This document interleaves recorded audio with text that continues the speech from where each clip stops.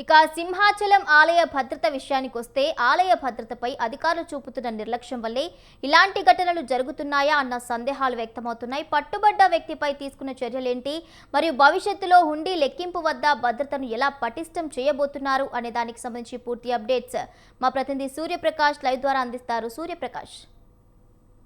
Yes Bhavani, ఏదైతే ఉత్తరాంధ్ర ఇలవేల్పు శ్రీ శ్రీ వరహ లక్ష్మీ నరసింహస్వామి దేవాలయంలో అయితే గత కొంతకాలంగా అయితే ఎక్కడికక్కడైతే అవకతవకలు అయితే జరుగుతున్నాయి. ఈ అవకతవకల నేపథ్యంలో పటిష్టమైన భద్రతా ఏర్పాట్లకు సంబంధించి ఏది కూడా ప్రభుత్వం నుండి కానీ అలానే దేవాలయ అధికారులు కూడా దీనిపైన పూర్తి స్థాయిలో పక్కదోవ పట్టించడం అనేది దీనికి అందరికీ గల కారణమవుతుందని తెలియజేయచ్చు. నిన్న మధ్యాహ్నం 11:30 సమయంలో ఒక వ్యక్తి రాంబాబు అనే 79 సంవత్సరాల వ్యక్తి హుండీలో నుండి 17,100 రూపాయలు దొంగలించడం, దానిపైన కనీసం సిబ్బంది దగ్గరలో కూడా ఉండి కూడా ఎవరు పర్యవేక్షించకపోవడం, బయటకు వచ్చేటప్పుడు ఈ సిపిఎస్ పోలీసులు ఎవరైతే ఉంటారో వాళ్ళు అనుమానం వచ్చి అతన్ని పట్టుకున్న తర్వాత 17,100 రూపాయలు దొంగలించినట్టు తనకు తానుగా ఒప్పుకున్న తర్వాత స్థానికంగా గోపాలపట్నం పోలీస్ స్టేషన్ కి అయితే వాళ్ళని అప్పగించడం.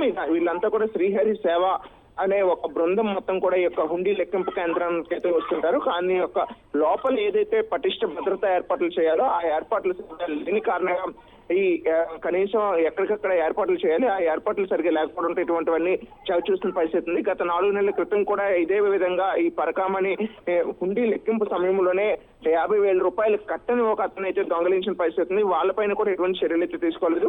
ఇది ఘటన దేవస్థానంలో 2019 నుండి కూడా ఇప్పటి వరకు కూడా నిత్యం ఎటువంటి అనైతికంగా అయితే ఏవైతే డబ్బులు దొంగలించడంతో పాటు స్థానికంగా అధికారుల పర్యవేక్షణ పూర్తి లోపం అయితే కనిపిస్తుంది. 2019లో అయితే కొత్త ఘాట్ రోడ్ నిర్వహిస్తున్న సమయంలో గ్రావెల్ తవ్వకాల్లో అయితే అక్రమాలకైతే పాల్పడి వేల టన్నులు గ్రావెల్ అయితే పక్కదో పట్టించిన పరిస్థితి ఉంది. దాని తర్వాత 2020, 2021 అయితే చందనోత్సవం అక్కడి నుండి కూడా 2020 సంవత్సరం నుండి కూడా మొన్న 2025 వరకు కూడా జరిగిన ప్రతి చందనోత్సవంలో కూడా అత్యధికమైన అక్రమాలకి దావిస్తూ కూడా ఎక్కడికక్కడ పూర్తి స్థాయిలో అయితే అధికారులు అత్యధికంగా టికెట్లు 2020, 2021లో అయితే టికెట్లు అత్యధికంగా అయితే అమ్మకాలు చేయడం అయితే ప్రింట్ అయిన టికెట్ల కన్నా దాన్ని డూప్లికేట్ టికెట్స్ చేసి దేవస్థానం సిబ్బందితోనే ఇవన్నీ కూడా పక్కదో పట్టించిన పరిస్థితి కనిపిస్తుంది.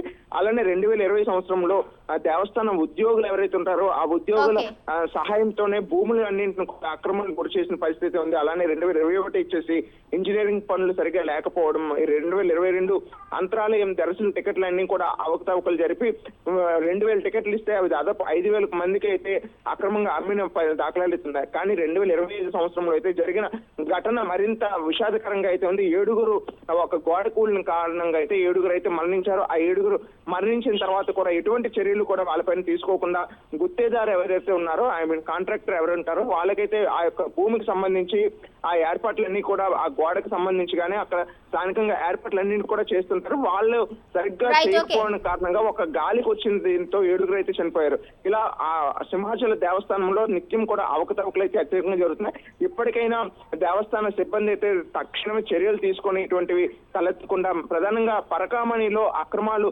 అత్యధికంగా డబ్బులు దోచుకుంటున్నారు, దానిపైన అయితే చర్యలు తీసుకోవాలని అయితే కోరుకుంటున్నారు. Bhavani. Right, thank you Suryaprakash, thank you for the updates.